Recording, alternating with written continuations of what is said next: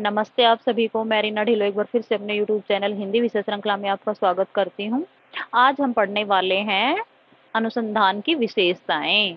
तो क्या होगा? वस्तुनिष्ठता सबसे पहले, पूर्वाग्रह से मुक्त, विश्वसनीयता, स्थिर परिणाम, निश्चयात्मकता, प्रक्रिया और परिणाम नियोजित, वैधता, त्रुटि मुक्त, त्रुटि मतलब गलती, भूल, गलतियों से मुक्त। ये त्रुटि कैसी भी हो सकती है भाई, आंतरिक भी बाह्य भी, और शुद्धता पर बल दिया जाता है, सामान्यकरण किया जाता है। अनुभवात्मक अवलोकन पर आधारित है। कार्य कारण संबंध की महत्ता है, जो कुछ हो रहा है उसके पीछे क्या कारण है ये भी इसमें जान लिया जाता है। अनुसंधान चक्रीय होता है, मतलब निरंतर चलता रहता है, कि एक समस्या खत्म हुई नहीं कि दूसरी शुरू हो जाती है। तो ये अनुसंधान क्या होता है? चक्रीय है। तार्किक, कि आगमन व निगमन का महत्व है। ठीक है। अब इसके अंतर्गत जो हमारे कुछ विद्वान आए हैं उन्होंने कुछ ज्ञान दिया है, वो भी जान लेते हैं, क्योंकि पेपर में अक्सर पूछ लिया जाता है कि डेल का जो अनुभव त्रिकोण है उसमें क्या कहा जाता है कि जो हम पढ़ते हैं उसका हमें 10% याद रहता है, जो हम सुनते हैं उसका 20 रहता है। ठीक है, जो सुनते हैं उसका 20 रहता है, जो हम कहते हैं और लिखते हैं उसका हमें 50% याद रहता है, और जो हम करते हैं, ठीक है, जो हम करके और फिर लिखते हैं उसका हमें 90% याद रहता है। ब्लूम द्वारा शिक्षण एवं निर्देशात्मक उद्देश्य है। तो ये तीन आधारों पर है: ज्ञानात्मक, भावात्मक और मनोसंचालित। प्रोफेसर आर ए फिशर ने परिकल्पना या उपकल्पना का परीक्षण किया था।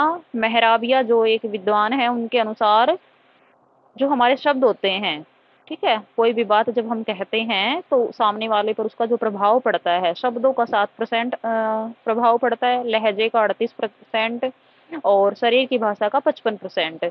तो ये जो 7, 38 और 55 का इनका नियम है, ये आप याद रख लेना। कई बार क्या होता, मैंने तो बस ऐसे ही कहा था आपसे, तो ऐसे ही कहा था तो वो लहजा अलग हो जाता है।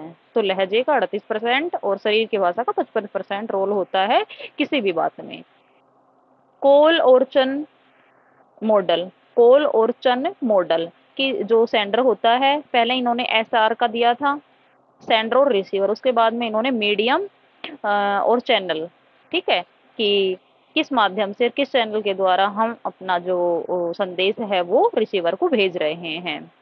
एंडरसन और कर्तुवल ने ब्लूम के समझ को आगे बढ़ाया और बोध शब्द का प्रयोग किया, समझ की जगह, संश्लेषण की जगह इन्होंने सृजनात्मक शब्द का प्रयोग किया। ये भी पूछ लिया जाता है कि एंडरसन और कर्तुवल ने संश्लेषण की जगह किस शब्द का प्रयोग किया, तो सृजनात्मक शब्द का इन्होंने प्रयोग किया था।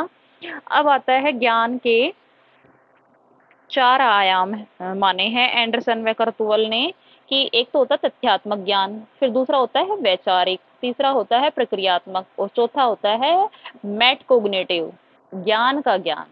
ये चारों आयाम हैं।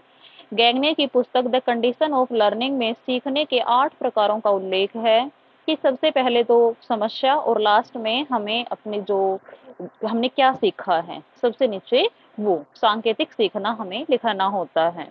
मैस्लो के अभिप्रेरणा सिद्धांत को आवश्यकता का सिद्धांत भी कहा जाता है। ये भी पेपर में पूछा गया था 2004 में। तो मैंने इसको भी यहाँ लिख दिया है, जो कुछ भी मेरे पास आता है मैं उसको लिखती चली जाती हूँ ताकि आप उससे अनभिज्ञ ना रहें। ठीक है। और वीडियो के अंत में एक बात कहना चाहूंगी कि यदि आपको नोट्स चाहिए तो आप कमेंट कर सकते हैं, आपको इनकी पीडीएफ है वो मिल जाएगी। अभी मैं करवा रही हूँ, जब ये सारे हो जाएंगे तो एक साथ भेज दूंगी। अभी जितनी करवाई हैं उन तक मैं भेज सकती हूँ यहाँ तक, क्योंकि फिर अगला हमारा जो आईसीटी का चैप्टर है वो शुरू हो जाएगा, संचार का। ये मैं अगली वीडियो में करवाऊंगी। ठीक है, तब तक के लिए धन्यवाद।